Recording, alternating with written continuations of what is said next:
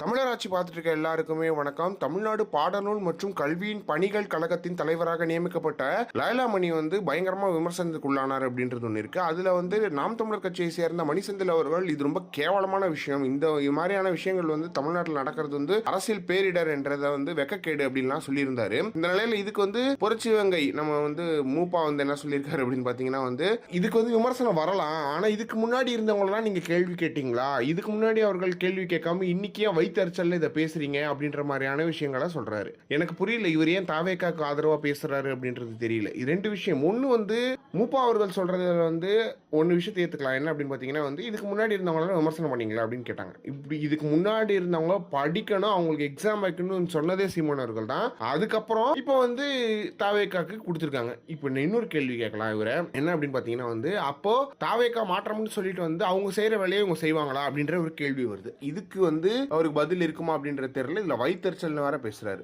அதுக்கு இடுமோகன் கார்த்திக் போட்டிருக்காரு, பனையூர் போகணும்னா திருவான்மையூர் தாண்டி தான் போகணும், எதுக்கு நுங்கம்பாக்கத்துல இருக்கிற லயோலா காலேஜ் வாசல்ல கத்திட்டு இருக்கீங்க பாசே அப்படின்னு கேட்டிருக்காரு. அதுக்கு உடனே அவர் சொல்லியிருக்காரு, ராவணன் குடியில இருந்து மவுண்டூர் வழியா தான் அறிவாலயம் போகலாம், நீங்க ஏன் திருச்செந்தூர் போய் சீர் வாங்கிட்டு திருமண விழாவில் மாண்பு அரசியல் செய்து அறிவாலயம் போறீங்க அப்படின்றது ஒண்ணு இருக்கு கேட்டிருக்காரு.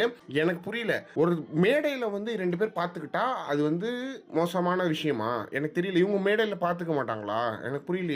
விஜய் கூட தான் எல்லார் வீட்டுக்கும் பார்த்தாரு. அதுக்காக விஜய் எல்லாரும் கூட கூட்டணி வச்சிருக்காருன்னு அர்த்தமா? என்னடா இது, ஸ்டாலினை பாக்குறாரு, உதயநிதி ஸ்டாலினை பாக்குறாரு, காங்கிரஸ் முன்னாள் தலைவரை பார்த்திருக்காரு, திமுகவோட நிறைய அமைச்சர்கள்ட்ட பேசுவாரு, காங்கிரஸ் அமைச்சர்கள்ட்ட பேசுவாரு, தமிழிசை தங்கபாண்டியன் சீமான் அவர்களுக்கு நெருங்கி குடும்ப வகையில நெருங்கிய நண்பர்கள் எல்லாம். இதெல்லாம் தாண்டி தானே அரசியல். ஏன் திருப்பி திருப்பி அதே உருட்டுறீங்க அப்படின்றது தெரியல. உங்களுக்கு ஒரு கேள்வி கேட்டா அதுக்கு பதில் சொல்ல தெரியல. ஆனா வேற மாதிரி பேசுறீங்க அப்படின்றது ஒண்ணு இருக்கு. எனவே ஏன் இப்படி ஆறாங்க அப்படின்றது தெரியல. இதை பத்தி என்ன நினைக்கிறீங்க அப்படின்றத மறக்காம கமெண்ட் பாக்ஸ்ல சொல்லுங்க.